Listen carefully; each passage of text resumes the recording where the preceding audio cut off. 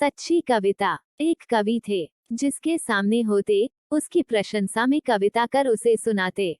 बदले में उन्हें इनाम में जो कुछ मिलता, उससे गुजर बसर आराम से चल रहा था।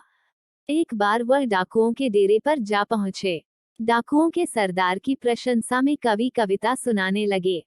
डाकुओं के सरदार ने कहा, इस मूर्ख को पता नहीं है कि हम डाकू हैं, खून खराबा, लूटपाट हमारा पेशा है, और यह हमारी झूठी तारीफों के पुल बांध रहा है। इसके कपड़े उतार कर डेरे के बाहर फेंक दो। बिना कपड़ों के कवि को देख कुत्ते भौंकने लगे।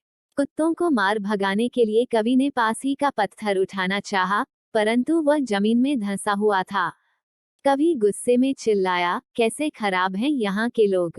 कुत्तों को तो खुला छोड़ देते हैं और पत्थरों को जमीन पर गाड़ कर रखते हैं। सरदार उसे देख रहा था। उसने कवि की गुस्से में भरी ये बातें सुनी तो वह हंस पड़ा।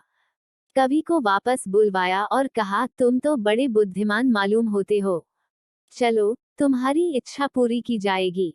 जो चाहते हो मांगो। कवि बोला, मुझे मेरे कपड़े वापस कर दीजिए और मुझे आराम से जाने दीजिए बस।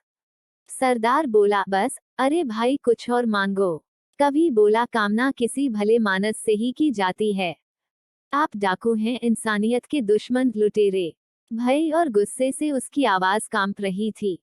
सरदार ठठाकर हंसा, बोला, कवि महोदय, ये जो तुमने अभी कहा वही तुम्हारी सच्ची कविता है। सच्ची कविता वही है जिसमें सच्ची बात कही जाए।